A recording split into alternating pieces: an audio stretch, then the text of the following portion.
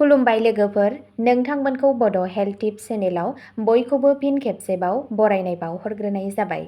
आं दिनै नोंथांमोननि सिगाङाव एल'भेरायाव माखासे मुवाफोरखौ गलायनानै न'आवनो माबोरै सानस्क्रिन खालामनो हायो बेनि बागै भिडिअ' लानानै फैदों।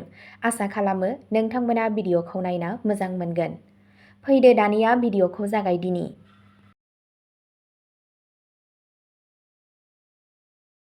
एल'भेरायाव बेफोर मुवाफोरखौ गलायनानै न'आवनो सानस्क्रिन बानाय। बेयो बिगुरखौ सान्दुंनिफ्राय रैखाथि होनायाव मदद खालामगोन।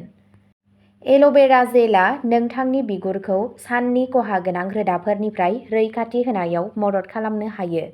बेयाव माखासे मुवाफोर दाजाबदेरनानै नोंथाङा न'आवनो मिथिंगायारि सानस्क्रिन बानायना लानो हायो। बाहायनायनि सिगां नोंथाङा मोनसे पेच टेस्ट खालामथारनांगोन। सान्दुं खामनाय एबा सान्दुंनिफ्राय गाब सोलायनाया सरासनस्रा। इउभि रोदाफोरनि थाखाय बिगुर खामनाय, गोजा जानाय, टेनिं आरो गोसोम दागो बायदि जेंनाफोरा गोबां समावनो मानसिफोरनि देहायाव जायो। बेनिफ्राय बारग'नो थाखाय डार्मेट'लजिस्टफोरा सानफ्रोमबो सानस्क्रिन बाहायनो सुबुरुन होयो। हाथायाव गोबां सानस्क्रिन दंब्लाबो एल'भेरायाव माखासे मुवाफोरखौ गलायनानै न'आवनो सानस्क्रिन बानायनो हायो। एल'भेरायाव बिगुरनि थाखाय गुसु गुनफोर थायो। बेयो बिगुरखौ साननि खहा गोनां रोदाफोरनिफ्राय रैखाथि होनायाव मदद खालामनो हायो। नाथाय नोंथाङा जायखिजाया राहा नाजानायनि एबा गावनि जिउ खुंनायाव सोलायनाय लाबोनायनि सिगां जेब्लाबो फोरमान होजानाय डक्टर एबा रोंगौथि गोनां डार्मेट'लजिस्ट डक्टरजों सुबुरुन लानांगौ। एल'भेरा आरो भिटामिन इ जों सानस्क्रिन। मोनसे खुरैयाव सामुससे एल'भेरा जेल ला। बेयाव 4-5 थरथिं भिटामिन इ थाव होदेर।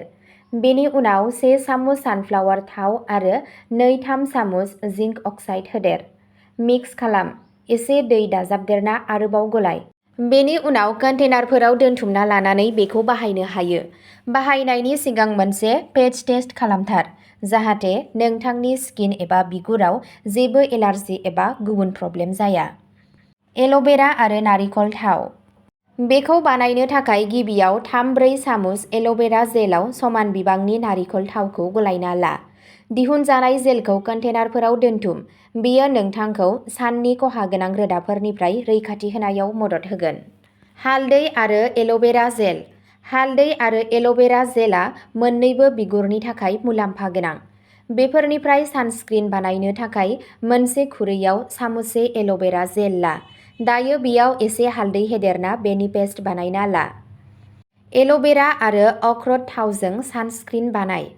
मोनसे खुरैयाव 4 बाहागोनि 1 काप एल'भेरा जेल ला। बेयाव 25निफ्राय 30 थरथिं अख्रोट थाव हो। बेनि उनाव 2-3 सामुस जिंक अक्साइड, 1 काप सिया बाटार आरो 2-3 सामुस नारिखल थाव हो। दानिया बेखौ मोजाङै गलायदो। नोंथांनि सानस्क्रिनआ थियारि जाबाय। बाहायनायनि सिगां मोनसे पेच टेस्ट खालाम। अब्ला दिनैनि भिडिअ'आ बेखिनियावनो जोब्बाय। एसेनोसै, गोजोन्थों।